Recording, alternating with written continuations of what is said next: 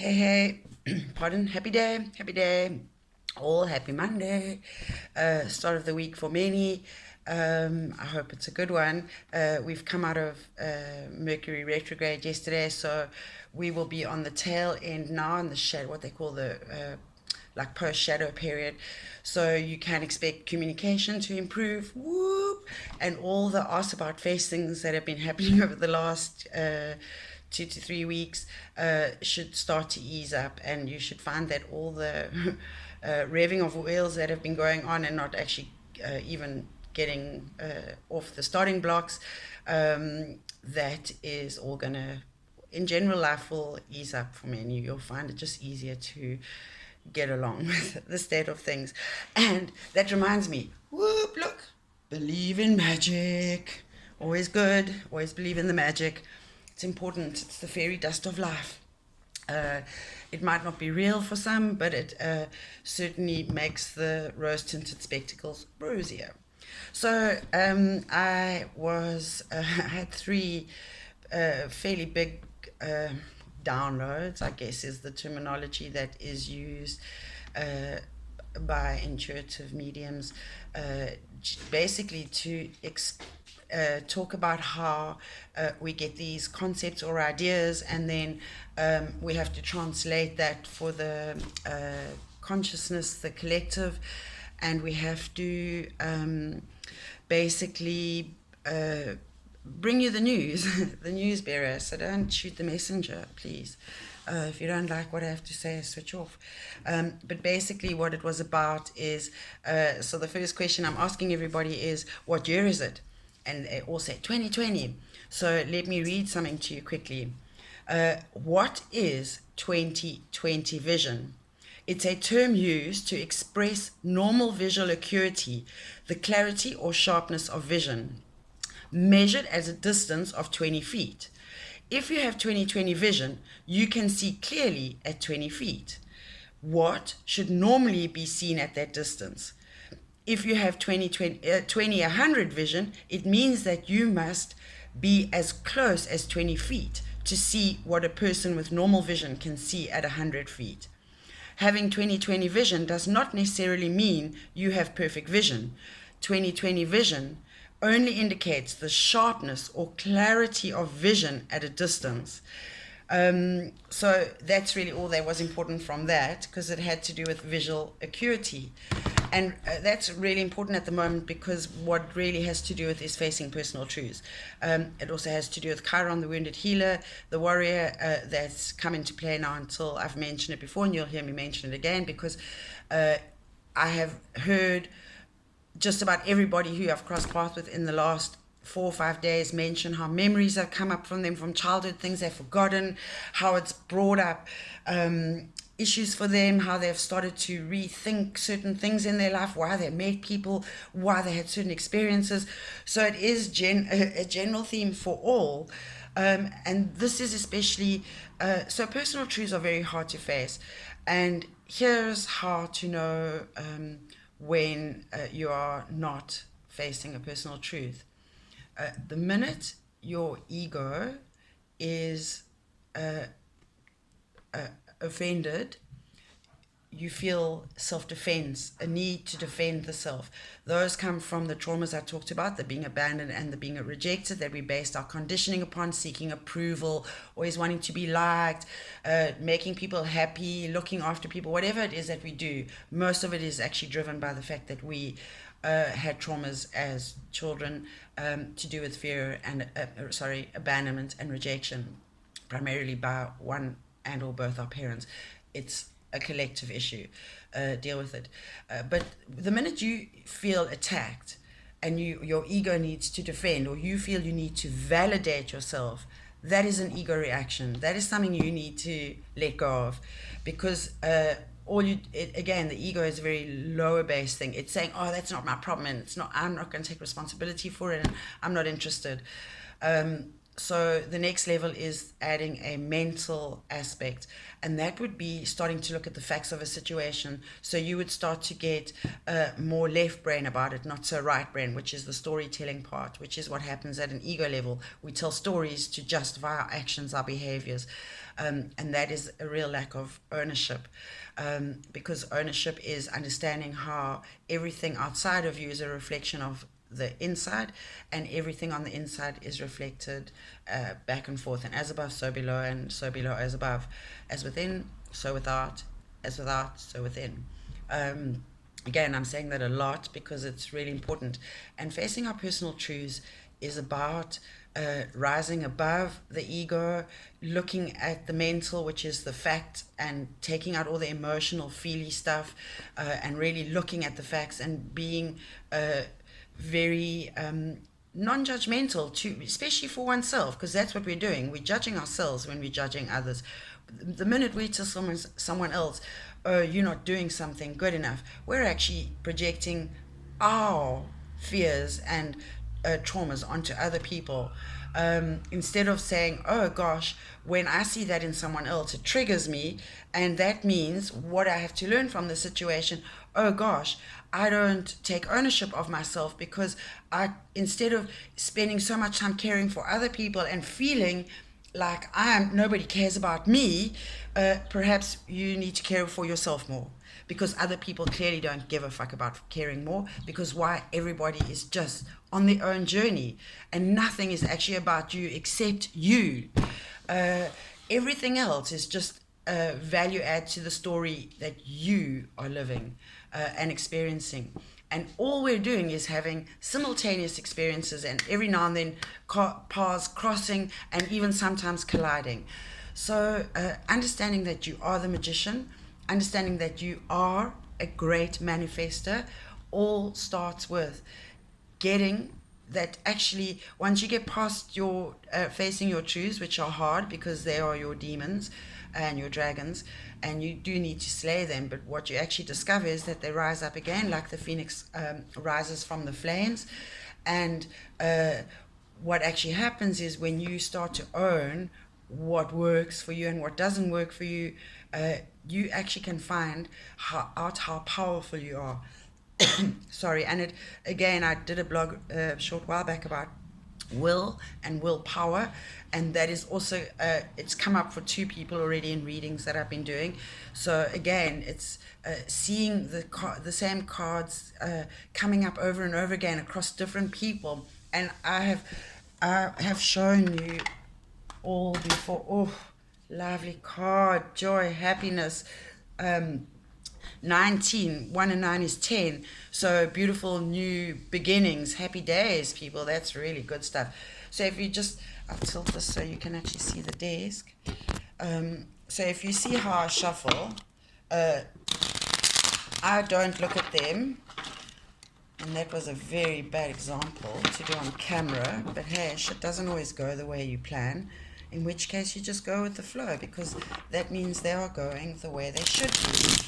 And I'm not sure life is supposed to be challenging, other than constantly trying to find joy and happiness and fun. I think that is the only, and love. I think those are the only things that are actually important in life. The rest is really fluff, and you can make it important.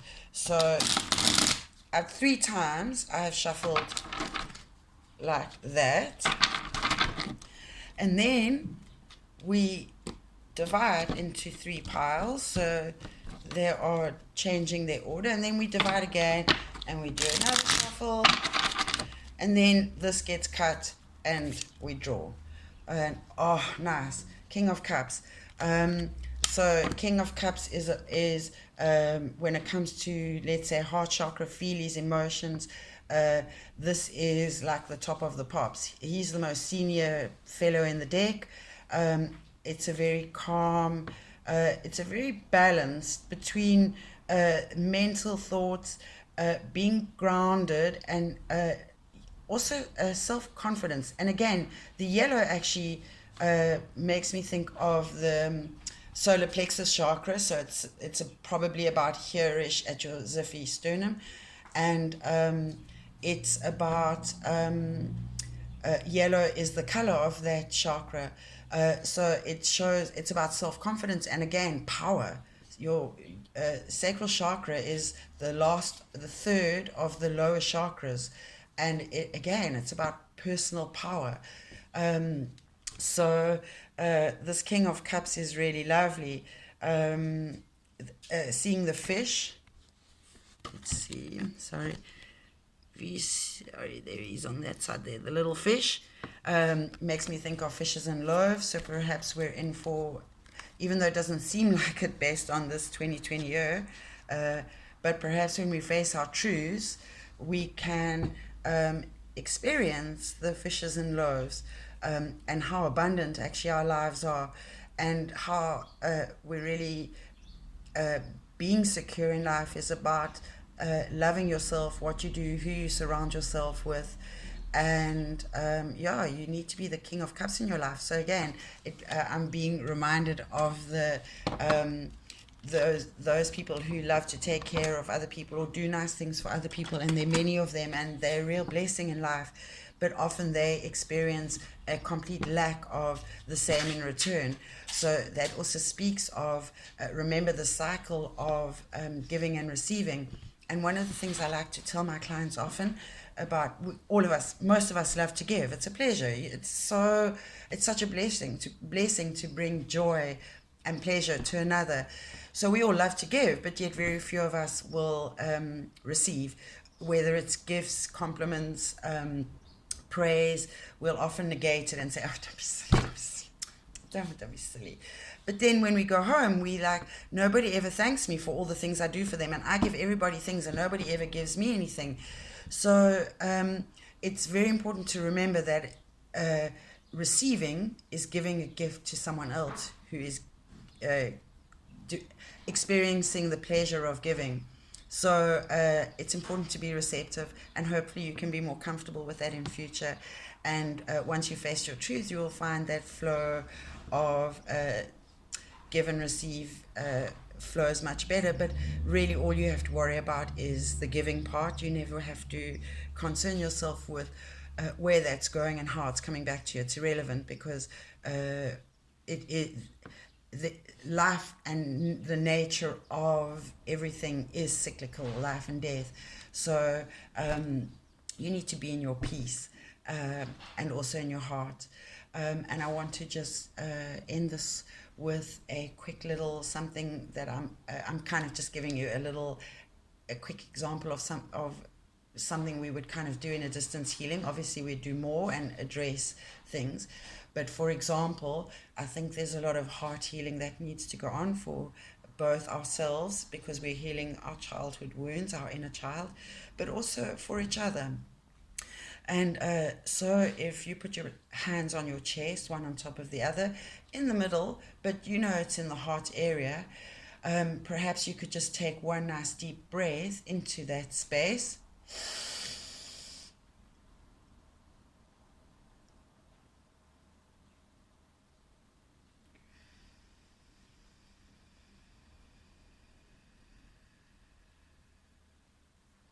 Perhaps you can feel a little more peace and calm just with one breath. But let's take a moment to focus on the actual sensation of what's going on with the hands, around the hands. Become aware of the resistance of your body against your hands. There's a hard skeletal structure. However, just beneath that, perhaps you can feel a warmth growing in that area now. And then go a little deeper. Perhaps you can start to feel your heartbeat.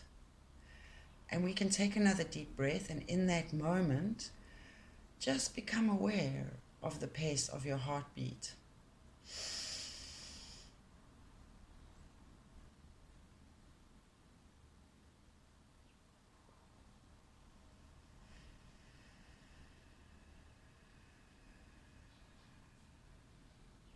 Perhaps you're even aware of the breath going in through the nose, warming up, down into the lungs, and you maybe perhaps had the experience of actually feeling the spongy tissue of your lungs expanding, and also the muscles of your ribs, between your ribs, expanding as you took that breath in.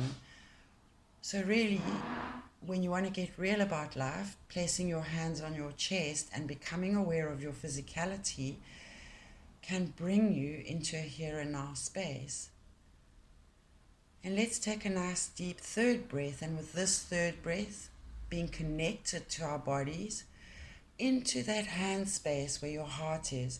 Imagine your heart, imagine it as a cup, like the King of Cup. And then breathe in a beautiful pink light to fill that cup so it overflows and it spills over into everything else around it in that environment.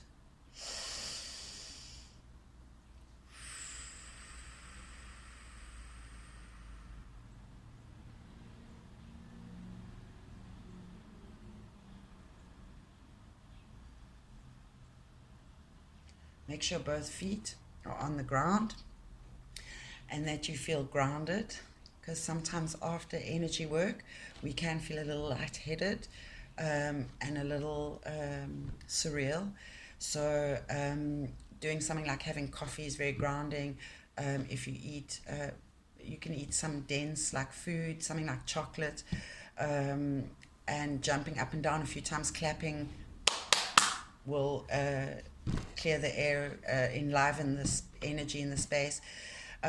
So that's like a little example of something we would do in a distance healing session. I work very intuitively with regards to that. So we often use, I think the dog's telling me I've gone on for long enough now. So yeah, I'm sorry, I can't finish my train of thought. I was distracted. But yes, so that's what we do in a distance healing session, a mini example. And again, to end this off with, so 2020 is about having visual acuity about our own personal truths. And if we want to investigate those and research them and heal them, then looking at our childhood traumas and the conditionings we've adopted as a survival technique, how those serve us or don't serve us, and what we need to use, because some of those skills do serve us even though they're negative. So that's the duality of the dark and the light, and learning how they can be cohesive rather than split us and confuse us and cause conflict. Conflict was the word I was looking for, thank you. So yes, 2020, and perhaps a little neuro-linguistic programming, a little trigger and mastery technique, quick and easy, that putting your hands on your heart when you're dealing with an anxiety situation is a really nice way to try and get on top of yourself, because you feel out of control. So just becoming aware of your body, feeling your heart beating so fast, and trying to breathe and becoming aware of your breathing and focusing on that and doing that a few deep times will take you out of that fight or flight panic state. And that's quite an acute experience. That's really chronic, and it's people are experiencing that. It's rough. You need support. So doing this technique will help you, and also breathing will not necessarily just in that situation, but having good breathing techniques in life will ward off even getting into that state. Just because breathing deeply, if you watch Compass to Wellness, the first one was about breathing. So in there I explain more about it. So please do go and read it and watch the video presentation that I did on it.